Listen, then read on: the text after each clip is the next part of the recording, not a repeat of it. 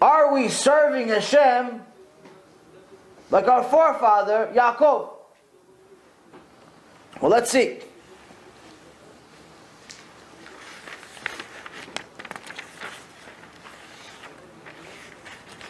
In Parashat VaYeitzei,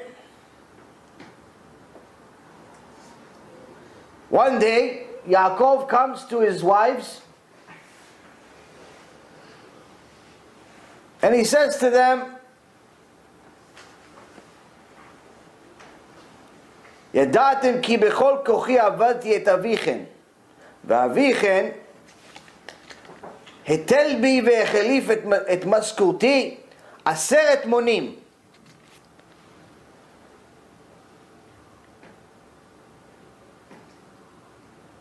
Now you have known that I was with all my might, that I served your father, Lavan, Rasha.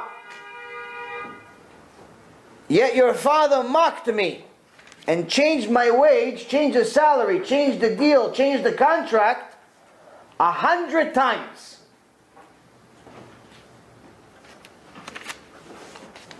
What's the chidush? You all heard this before. I said a chidush, Baruch Hashem, a year or two ago. I asked the question. Everyone knew that Lavan is a Rasha. It's not a chidush. Everyone knew. He was such a Rasha that the reason why Yaakov went to him is because even Esav was scared of him. Esav, Gdol Ador of the Reshaim, is scared of Lavan. That's why he went to him. So it's not a secret. They said the only thing that you know about Lavan is that he's automatically a liar. Even his name is a lie because his whole life is black. And his name is Lavan. Everyone knew he's a cheater. Everyone knows he's a Rasha. So if everyone knows, of course his daughters know also. So what is Yaakov saying? Finally he's telling his daughters, yeah, your father has cheated me, changed my salary 100 times. What, they don't know their father's a criminal? They don't know their father's everyone knows. Even Esav that lives in a different country knows. What's the chidush here? Yaakov Avinu did something that should give us a little bit of perspective who we're dealing with here. 20 years of working and being cheated day after day, being given the wrong wife, being given the wrong salary, being given the wrong contract, 100 different types of contracts. For 20 years, Yaakov Avinu did not complain even one time, even to his own wives, b'cheder chadarim, in private. He never told even his own wives lashon hara of truth, but lashon hara about their own father. 20 years, he did not complain. For 20 years, he let his wives, the daughters of this Rasha, believe that their father is doing okay by him. I go to work, he pays me. The fact that he changed the pay 100 times, they don't need to know that. The fact that their father's a Rasha, they don't need to know that. For what? What are we going to tell them for? So they hate their father, so they don't invite him for Pesach, so they don't want to go over for Shabbat, so they don't want to have the kids play with them all of a sudden. For what are they going to tell them? Machloket within the family? For what? 20 years of suffering quietly. When did he finally say it? He said, okay, Hashem told me I must leave. Now in case you don't believe that this is the will of Hashem, understand a little sign of why Hashem, a little sign, not the whole reason, but a little reason of why Hashem said I must leave, is because in reality I didn't tell you because I didn't want you to have a little sichsuk, a little altercation with your father, but in reality your father He's been cheating me since day one. So Yaakov Avinu, who had the right, who was correct in this, if he said, listen, your father's a cheater, a week after he's there, he's 100% right. They knew too. If he said, listen, your father really told me I was supposed to marry your sister. Your father really told me that I was really supposed to get this many sheep. Your father really told me ta-ta-ta. He had the right to do it. They said no. There's no benefit. All it's going to do is create problems. For the sake of the sanctification of HaShem, for the sake of Shlom Bayit, and for the sake of not making an Averah of saying Lashon Hara, kept quiet for 20 years. We hear a juicy rumor we're not even sure is right, 20 seconds later it's already on the news. Yaakov Avinu, 20 years. Tzedek.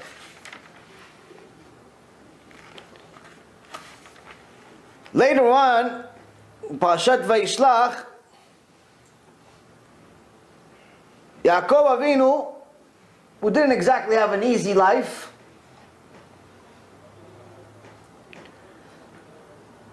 says, Hashem, I know I've gone through this 20 years of torture with Lavan. Thank you very much for that. I know that I had some issues with the kids. Thank you for that. I know I had this, I know I had that. But Hashem, you're so great to me. He says, Katonti mikol hachasadim umikol haemet asher asita et avdecha. I have been diminished by all the kindness and by all the truth you've done your servant.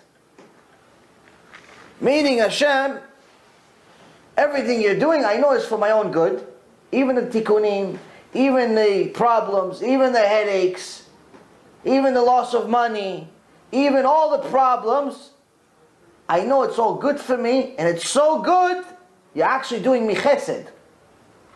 Thank you. You're doing me too much chesed, Hashem. I don't deserve so much chesed that you're giving me, all these problems you're giving me. That's the second thing we learn about Yaakov. But the final one is this. We know that Yaakov was cheated. We know that Yaakov took it the right way. But then, if we go in the middle, at the end of Parashat VaYeitzei, when Lavan finally catches up to Yaakov, he accuses him of stealing this, that. Yaakov finally says, enough. He says, these 20 years I've been with you, your ewes, your she-goats never miscarried. Nor did I eat rams of your flock, meaning I never even took a shawarma sandwich while working for your restaurant without paying for it. That which was mangled, I never brought to you. I myself would bear the loss. For me, you would extract.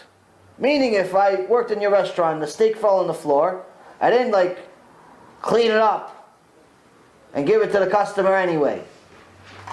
I paid for it and I gave the customer a new one. Why are you going to lose because of my mistake?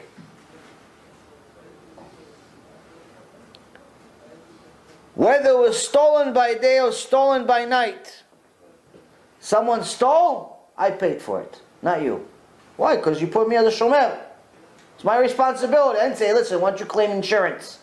Call the insurance company, they're going to pay. No, you put me in charge, somebody stole, I took it on me.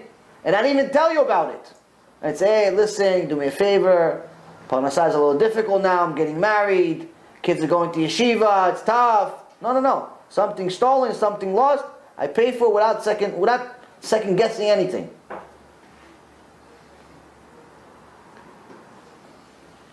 This is how I was. By day, scorching heat consumed me, and frost by night.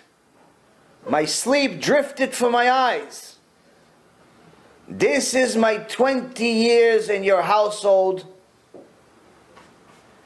He says, whether I was in the Gehenom heat of Florida or the freezing cold of New York, I worked full time. I forgot what sleep feels like, Bichlal.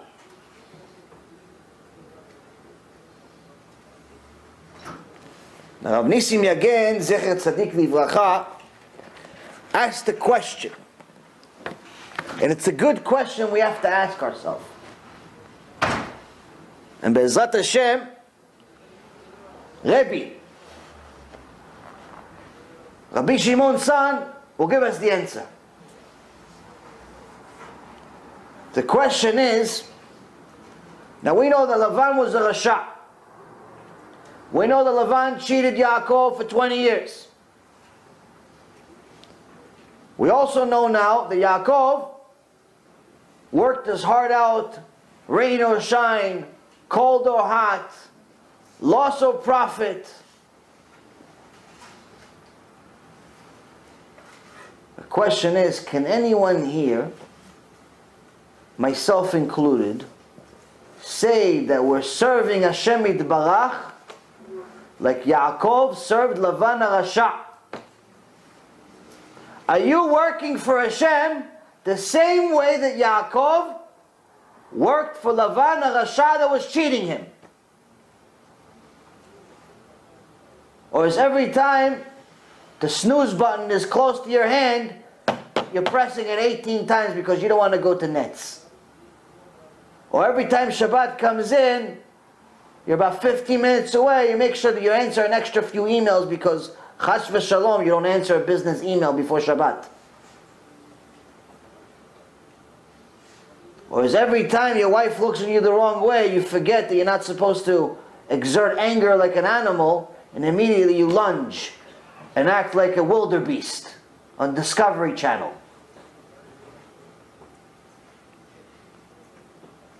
Are we serving Hashem that's giving us eyes, ears, mouth, brain, cells, parnasah, zivug, things we know of, things we don't know of, things we understand, things we'll never understand? Are we serving the Hashem that gave us the ability to enjoy both this world and the next world to such an extent that, as Rav Mizrahi said in a recent lecture, this is the amazing part of Hashem. He punishes us by sending us to the exile. It's a punishment to live in America. This is Egypt of modern day. It's a punishment to live anywhere else other than Israel. It's a punishment. The land vomited us. Our souls weren't exactly tzaddikim in previous generations, so we're here. Pseder. But Hashem loves us so much that even through the punishment of vomiting us to exile, He still allows us to enjoy the exile. No one wants to come back home. No one wants to go back to Israel. Once in a while, you say, oh yeah, I'll move to Israel. But no, I have to have parnasah. I have to have a house with 4 rooms. I have to have nice view. I have to have a job that's giving me $25,000 a month. I have to have all my kids in the best schools. You have conditions for Hashem. Hashem, if you give me all these conditions, I'll move to Israel. But if it's going to be a little uncomfortable, if my kids have to walk 7 minutes to school, no, Hashem, come on. It's Mesirut Nefesh, is too much.